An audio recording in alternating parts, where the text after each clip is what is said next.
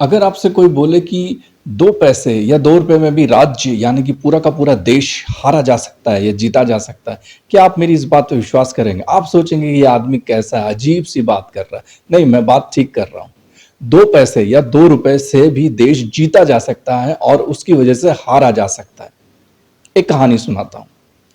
बहुत समय की बात है, मैं इस समय की बात कर रहा हूँ जिस समय इंटरनेट नहीं था, मोबाइल नहीं था, एसएमएस नहीं था, फेसबुक नहीं था, व्हाट्सएप नहीं था, ट्विटर नहीं था। भारत पूरा का पूरा भारत देश उस समय बहुत छोटे-छोटे राज्यों में विभाजित था।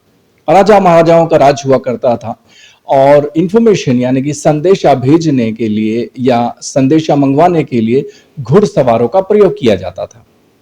कागज पर या किसी कपड़े पर वो अपना संदेशा लिख देते थे, जैसे हम चिट्ठी पे पहले कुछ समय पहले जैसे 15-20 साल पहले हम चिट्ठी पर लिखकर या इंग्लैंड लेटर कार्ड पर अपना अपना जितना भी कोई भी इंफॉर्मेशन है वो लिखकर हम पोस्ट कर देते थे।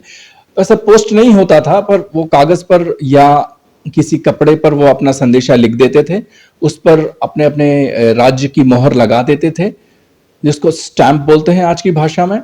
और उस स्टैंप को फिर वो एक संदेशवाहक, एक घुड़सवार घोड़े पर सवार होकर एक राज्य से दूसरे राज्य में ट्रैवल करके, घोड़े पे ट्रैवल करके लेके जाता था और डिलीवर करता था।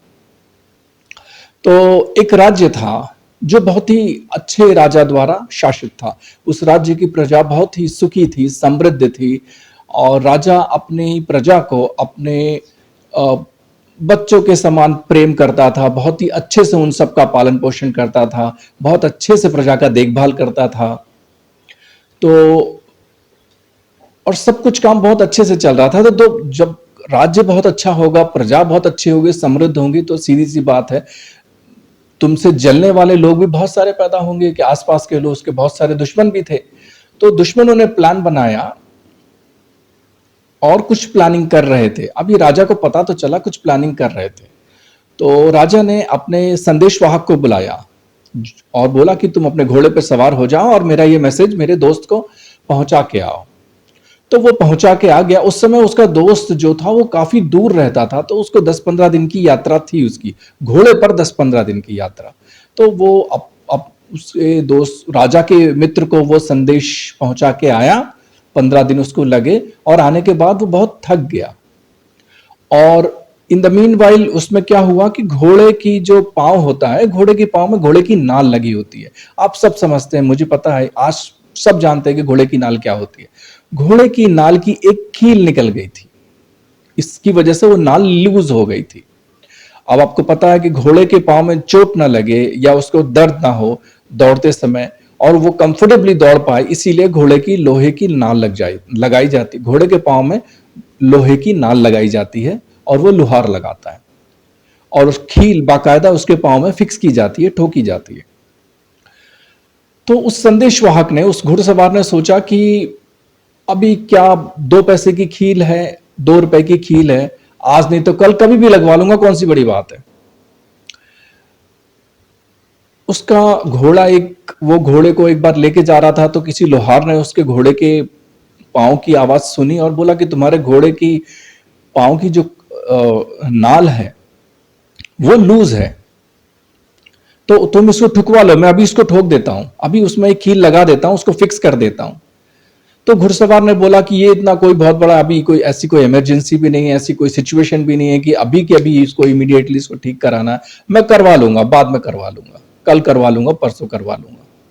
ऐसे करके 10-15 दिन चले गए और वो थोड़ा सा आलस में, थोड़ी सी लापरवाही में वो डिले हो गया, उसने नहीं लगवाया।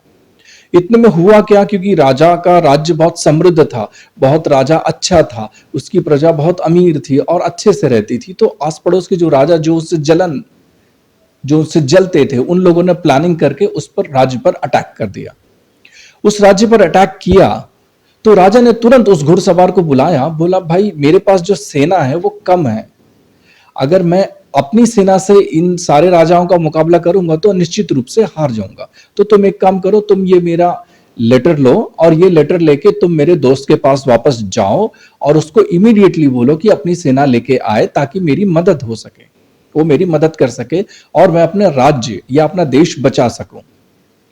अब वो जल्दी-जल्दी में अफरा-तफरी का माहौल था, इमरजेंसी सिचुएशन थी, वॉर लाइक सिचुएशन थी, वॉर लाइक क्या, वॉर सिचुएशन ही थी क्योंकि लड़ाई तो छिड़ी गई थी।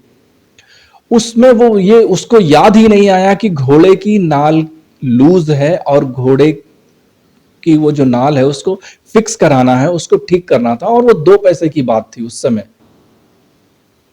वो तो सीधा घोड़े पे चढ़ा और सीधा घोड़ा दौड़ाया, और घोड़ा दौड़ाया तो राज्य की सीमा के बाहर जाके उसका घोड़ा किसी पत्थर से उसकी पांव उसकी नाल में ठोकर लगी। घोड़ा क्योंकि बहुत स्पीड से दौड़ रहा था, एक्सट्रीम एक्स्ट्रॉर्डिनरी स्पीड से घोड़ा दौड़ रहा था, फुल स्पीड से दौड़ रहा था, तो इतनी तेजी से अगर कोई भी मनुष्य या कोई भी जानवर या पशु पक्षी दौड़ता है और अचानक से अगर कुछ ठोकर लग के गिर जाती है तो निश्चित रूप से बड़ा एक्सीडेंट होता है। तो घोड़ा बहुत तेजी से दौड़ रहा था, और इतनी तेजी से दौड़ रहा था उसका पांव, क्योंकि उसकी वो नाल लूज थी, उस लूज नाल जो है एक पत्थर से टकराई और उसकी वजह से घोड़ा गिरा, घोड़ा मर गया। और घोड़ा मरने के बाद और घोड़ा उस पर गिर गया जो संदेशवाहक था, जो घोड़ा चला रहा था उस पर घोड़ा गिर गया तो वो भी मर गया, और उसका संदेशा वहीं का वहीं धरा रह गया। और इस अल्टीमेटली रिजल्ट ये हुआ कि इंफॉर्मेशन वहां तक पहुंची नहीं, उसका संदेशा वहां तक पहुंचा नहीं, तो वो राजा अपना राज्य हार गया, क्योंकि वो 3-4 राजाओं ने मिलकर इकट्ठा होकर आक्रमण किया था। उसकी सेना सफिशिएंट नहीं थी उसका मुकाबला करने के लिए।